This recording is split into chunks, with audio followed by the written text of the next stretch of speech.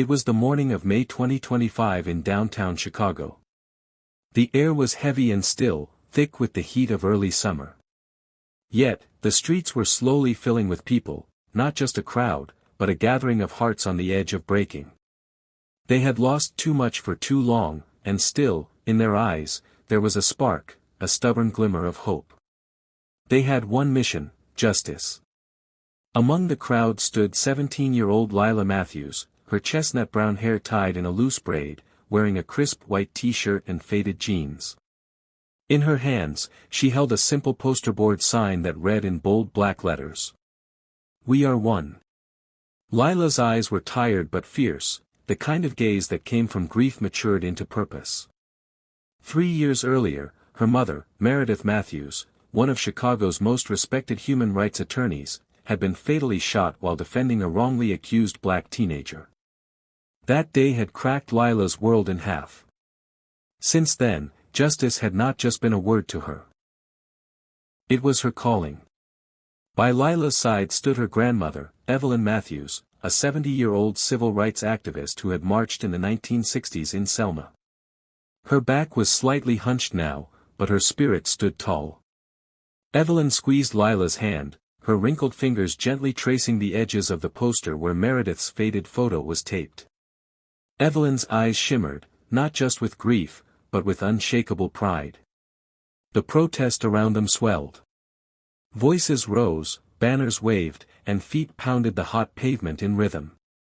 People from every background, black, white, Latino, Asian, Christian, Muslim, atheist, all walked side by side. Just then, Lila's eyes caught a figure slumped on the curb. An older man, thin and gaunt, his skin leathery from exposure. His gray hair peeked out beneath a worn army cap. On his tattered jacket, faint letters read, "I served in Iraq." He was a homeless veteran, forgotten and discarded. Lila's chest tightened. Without hesitation, she knelt beside him, unscrewed her water bottle, and offered it to him. "Sir, please, drink this," she said softly. The man's pale blue eyes blinked in surprise. Slowly, he took the bottle, drank deeply, and then, tears pooled in his eyes.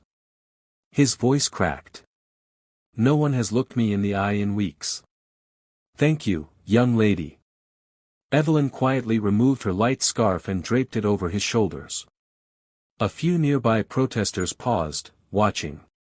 Someone stepped forward with a granola bar, another with medical wipes, another gently helped the man stand and shaded him under an umbrella.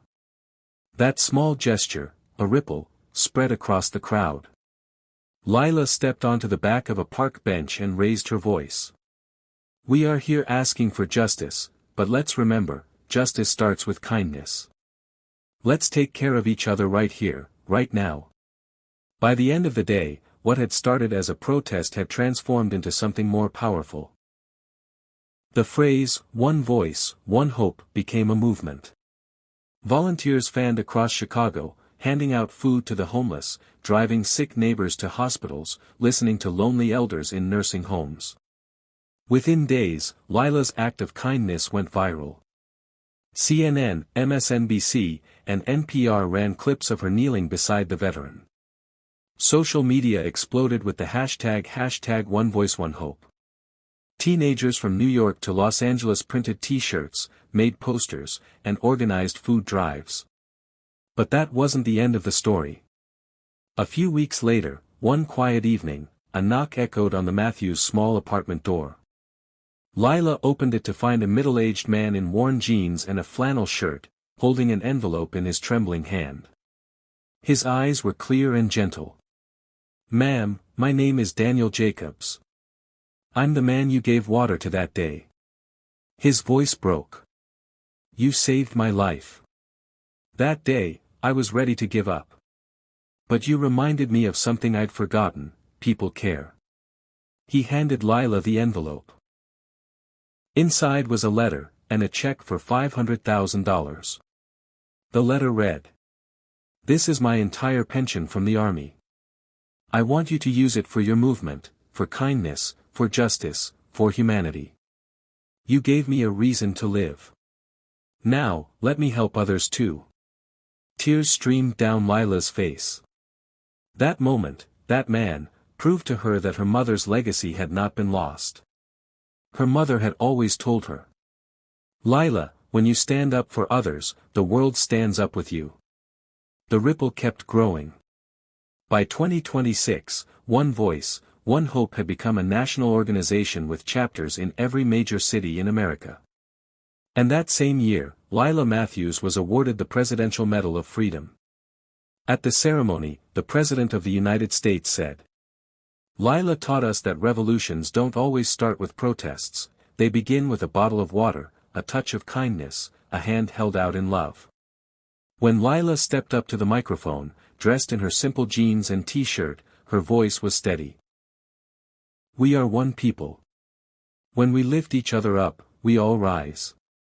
This story reminds us that a simple act, a drink of water, a smile, a shared blanket, can spark a revolution of kindness. The power of humanity, the warmth of compassion, and the light of love are what heal nations. Always remember, we are one.